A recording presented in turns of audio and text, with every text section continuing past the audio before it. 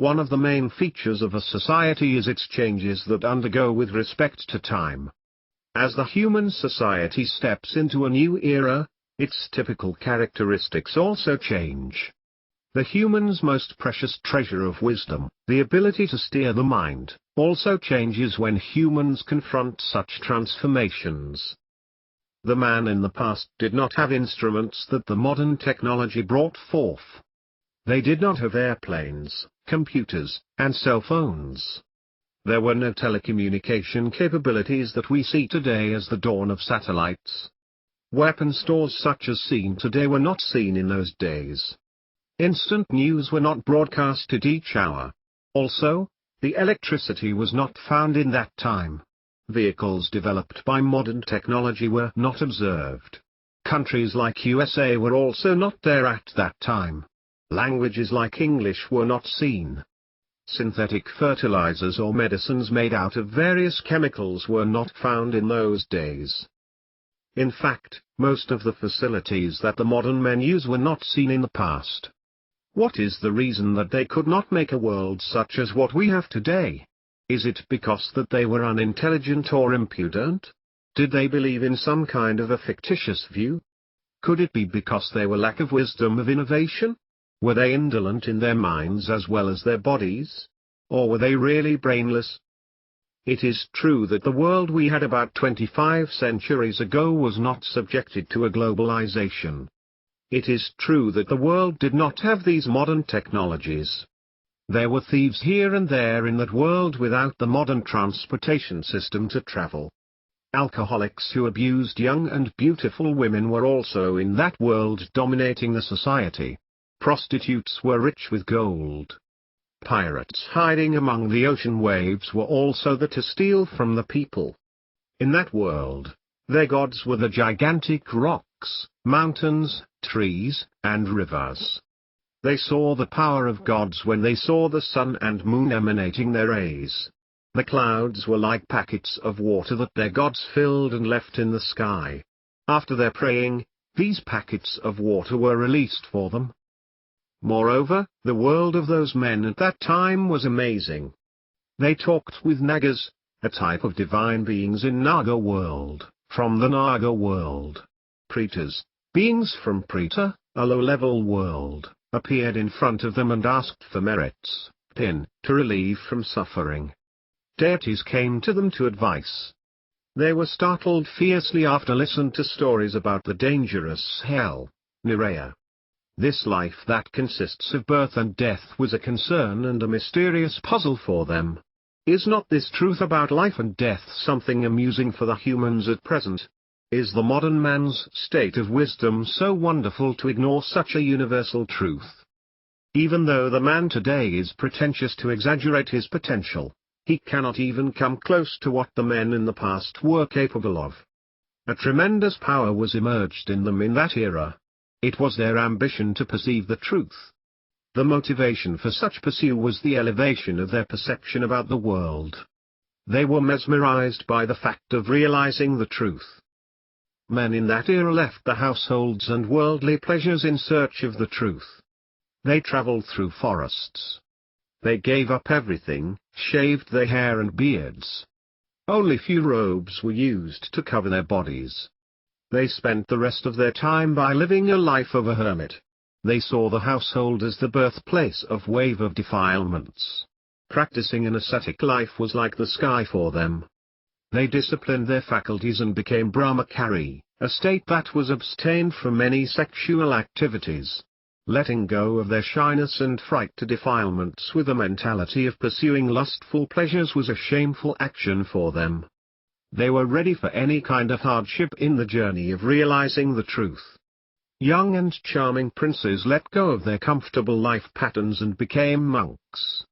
Their speeches did not include the topics of war, inflation, sport players, actors, actresses, tasty foods and drinks, expensive dresses, rubbish, and defame. Their minds were not contaminated by thoughts to become superior by overpowering other people. However, they were astonished about the mind. The puzzle of life and death was an unresolvable question.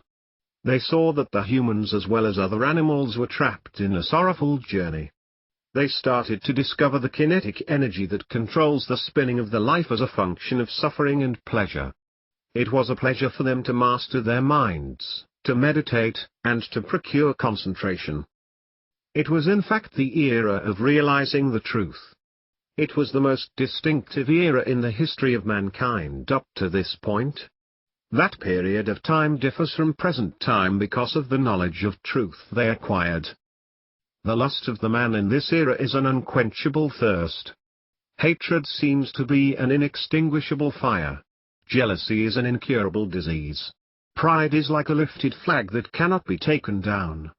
Deceit is a prevailing darkness that is unable to be broken. Even though the man in that past also had these weaknesses up to a certain level, their talent to comprehend the truth was amazing. What is the meaning of the realization of the truth? From whom can it be received? How can someone identify the one who would realize the truth and show it to the world? Does he have any special characteristics? When would he become available? With all these questions marked in the minds of these wise people, a projection of a great human being named the Buddha was strolled in front of their eyes in that Indian society. Their wish was to see this astonishing Buddha. The subject of their day-to-day talks was the birth of such a wondrous human being who would reveal the truth to the world. That most astonishing person did not have any laboratories, scientific tools, or science fictions. But their wish of seeing a supreme man who is going to attain the realization of the truth was not a mere false view. It was indeed a reality. It became true in front of their eyes. They were able to feel the sensation of seeing him. That sacred news of truth brought forth by that great human being was spread throughout the whole India like a rain of flowers. He was the supreme Buddha who was able to bring the wise human beings to the realization of truth. That amazing man was walking in front of their eyes now. He was scrolling, sitting down, talking with them, and coming to their homes for alms. He was preaching the amazing Dhamma with the most compassionate heart for them to realize it.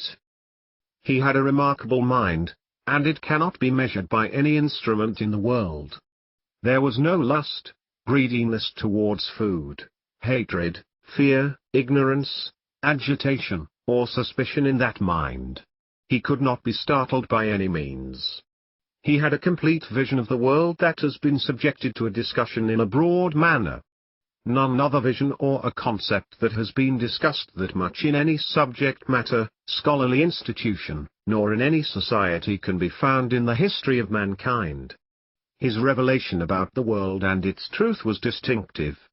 His day-to-day life, ways of preaching the Dhamma, social communication, moral discussions, and practical ways of conducting lives were extraordinary. He was known as the Buddha. He was indeed the Sammasambuddha. People who were enchanted by the unique aim of realization of the truth were gathered around this remarkable person, the Buddha, who had exceptional verbal skills, extraordinary logistical reasoning, phenomenal Dhamma preaching style, and a pure life. They were astounded by this great person. This remarkable human being was the sun that brought light to their lives. His emancipating speeches that brought forth the sound of apprehending the truth inspired the wise people. It was the climax of the spiritual rise in the history of the mankind. Even though the traditional views and barriers and foundations governed by greed were shattered into pieces, the sages who realized the truth, Dhamma, started to walk on the earth like a miracle. Is not it because those men in that time had some specialties that they had the fortune to realize the noble truth with the guidance of the Buddha? They were capable of cultivating those specialties such as developing their mindfulness, disciplining and maintaining mind-body words under moral qualities, disciplining their faculties, strength to eliminate sinful thoughts, concentration, and contemplation. As a result of these acts, they were able to attain state of the realization of truth. They resolved all the suspicions, various views, and puzzles about the life and death. They were capable of feeling the calmness and the pleasure of a mind free of all defilements. They walked in the sky without any help of external vehicles. They traveled divine worlds such as Brahma and Diva worlds. The pleasant news of realization of the truth, Four Noble Truths, was brought to these worlds by them. None of the mountains like Himalayan or rivers or the great ocean or its blasting waves could prevent their journeys. They won everything that can be seen or unseen to the naked eye. Their victories were not achieved by weapons, manpower, economical attacks, telecommunicating conspiracies, or language differences. Their victories were solely dependent on the incredibly accurate advices of an astonishing teacher. He was the most amazing human being that has ever been born to this world. He was the most fortunate one, the Supreme Buddha. Why is it that the modern man cannot attain the wonderful wisdom consisted of various abilities that those men in the past could achieve? Humans in this present society are full of egotism, corrupted livelihood, dishonesty, egocentric pride, deceitfulness, defacing others' good name without any compassion, enmity towards the truth, jealousy, envy, and racism. Is there someone who could tell for sure that the scientists of this modern world are going to make an instrument or a scientific method in the near future that will eliminate these immoral qualities in us? Likewise, the tremendous human being who brought forth the greatest era for the wise divine and human beings is none other but our great teacher, the Gautama Buddha. The Lord Buddha was born into this world about 2,635 years ago. 2,600 years ago, he became the Sammasambuddha. He started to rotate the wheel of Dhamma, which could not be stopped by any other being. He created the Arya Sangha. He passed away 2,555 years ago. As Buddhists who are commemorating the Sammasambuddhahood, we should at least try to understand a small portion of the remarkable state of his supreme Buddhahood.